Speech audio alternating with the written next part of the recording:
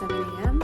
and I haven't even started my bar prep. I know that sounds completely crazy. 6:07 a.m. and I haven't started my bar prep, but it is kind of later for me. I like to start around 5, but that's okay. Today on our docket, we have an essay, an assessment.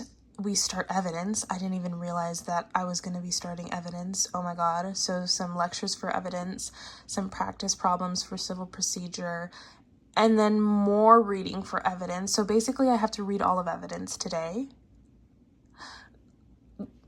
Great. And then I'm going to try and do maybe 25 UWorld multiple choice questions today. So let's get this day started. Turns out that I was unable to do any bar prep of any kind, and now it's like almost 11. I think it might be 11:30. Oops. And I haven't really done anything. So I thought I'd come outside. I kind of moved around my bar prep schedule, and I am studying evidence. We're taking on evidence for the first time. So I'm making evidence a blue color. It's basically Hemus blue. So we're outside, change of pace. Good morning.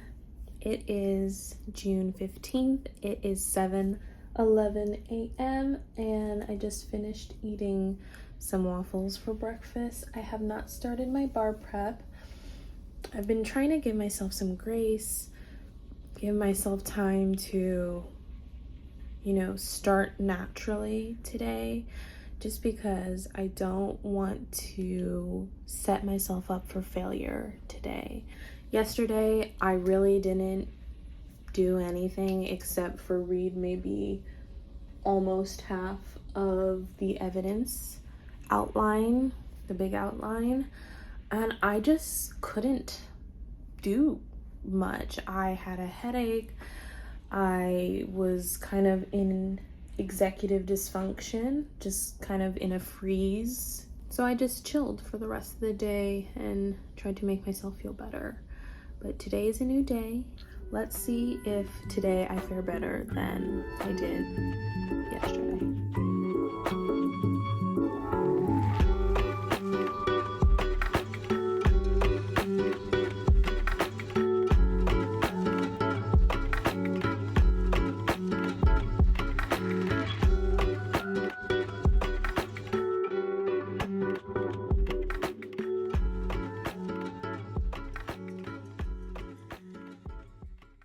Well, that certainly wasn't too bad. Glad I was able to get through one little section of bar review, but it's better than nothing. I'm feeling pretty good. 7:30. I now have to, technically, I needed to read evidence through tangible evidence. That's about 26 pages. I am currently on page 23, so that's good. I just have 3 more pages to read. Quick little time lapse for the 3 pages that I need to read.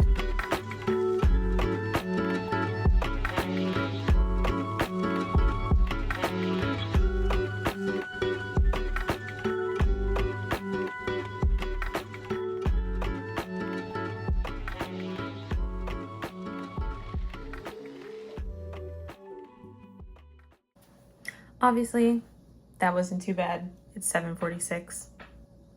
We're doing great. Took me about 5 minutes or so. And then now we need to watch 12 evidence lectures. I heard that this evidence lecturer is good, not like the family law or civil procedure lecturer. So that might be all I need to get myself through this.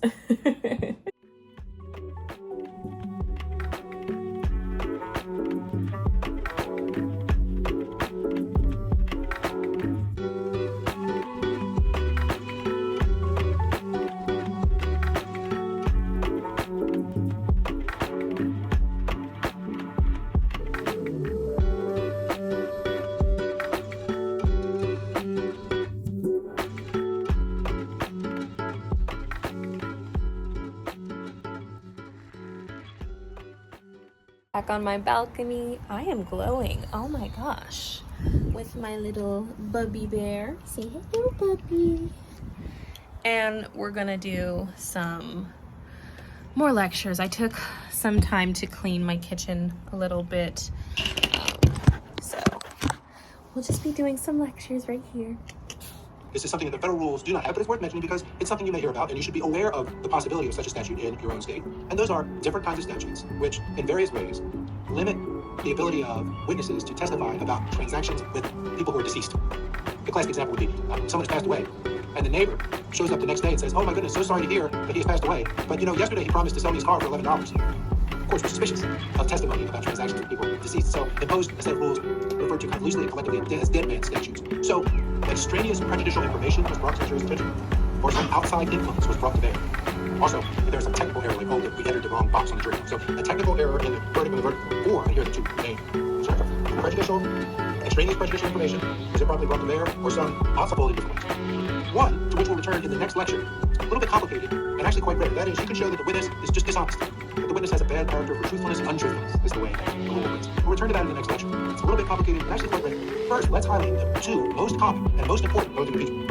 It attempts to show some diminishment of sensory competence, some like eyesight, memory, hearing, something along those lines. It's easy to lose track of that because in the next lecture we're going to turn to those complicated rules about bad character for truthfulness, and it's easy to forget that by far the most usual, common, the bread and butter of impeachment are references to bias, references to sensory competence, and to one other thing to which we return, which is prior inconsistent statements. But we'll return to that, and also to bad character for truthfulness in the next lecture where we continue to talk about impeachment. We took a break. I'm helping Nick build a desk, an IKEA desk. So we got 1/3 of the way done and we did not finish. So I wanted to, why are there always bugs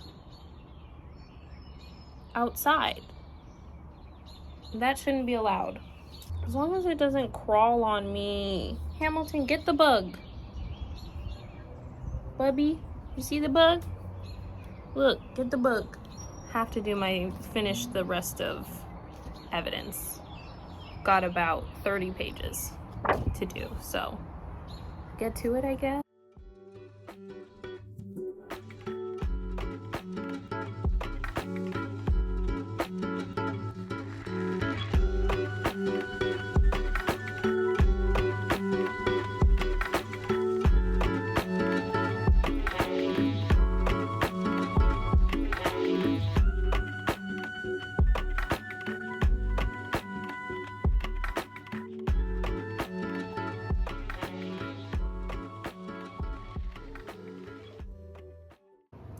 I stopped when I still had 10 pages left because we got to hearsay and I didn't really know whether I wanted to just read it and then watch the lectures, or just watch the lectures and then read it, or maybe not read it at all and just watch the lectures. It's probably better to do one of the first two, but I got tired. I didn't feel like doing it, and I still have to do 35 questions and then also at least 20 questions on UWorld. So I just got really tired and now I just want to take a break.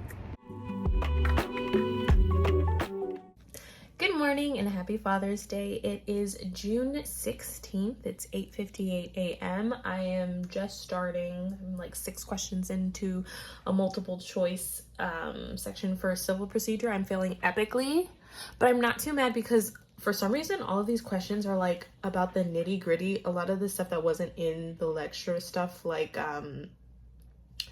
jury polling, that wasn't in any of our lectures. It might have been in like the main outline, but not, I skipped that outline. So I'm not, being mad at myself for missing a lot of these questions because, like I said, like a lot of them are like the nitty gritty stuff that I wouldn't have ever, I just wouldn't know. Like there's no pulling it if I didn't learn it. So I'm learning it now, and so that makes me feel good.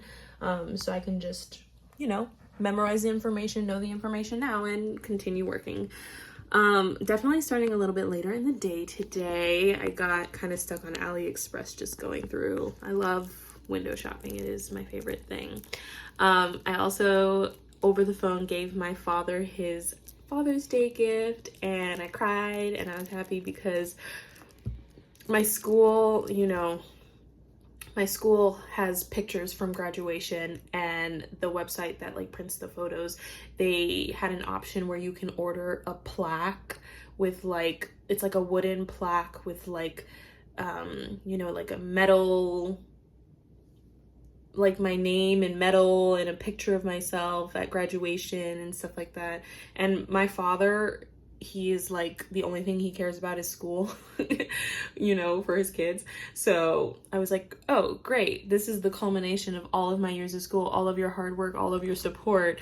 Here's me finally graduating, and you can put it in the den next to your photo. So I gave my father a photo of myself for Father's Day, but it does make sense. And he really liked it. And my dad's a very stoic, very kind of guy. So you can always tell when he really likes something because he actually shows a little bit of emotion. So it was a really nice start to my morning. Woo! But man, I am trying to just chug along with these multiple choice because I have a full day of bar prep in front of me. Full day, definitely. And we're doing a lot of evidence today, which is good because we just learned it. And I'm finishing up the lectures. Love that lecturer. Oh my God. The evidence lecture for Themis is probably the best lecture I've ever had. And I didn't even really have him for school. He's incredible. He's engaging. He explains everything well. I love him. I love him. And I wish he could do all of the lectures because I think I probably would learn so much more. But yeah, so I'm dilly-dallying. Let's get to it.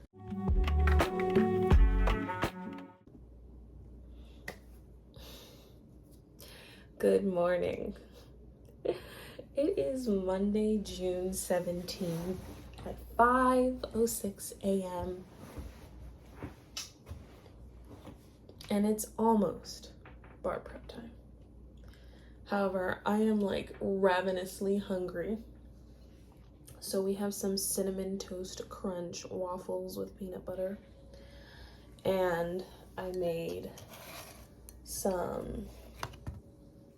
This is Earl Grey tea with lavender. Never tried that. I've been liking lavender recently. Flavoring. So hopefully I like that. I've been waking up later and later. So I have advanced phase sleep syndrome. So usually I wake up around like 1:30, 2 a.m. every single day. But I've been waking up around like 4 these days, and that has been so nice. But it just means that I'm more tired around when I usually start my bar prep, which is like at 5. So I've been starting a little bit later.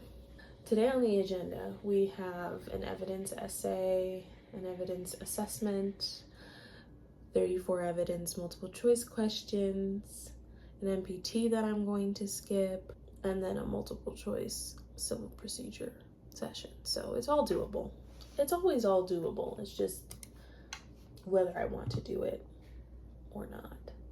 So, and I didn't realize that I'm already at my second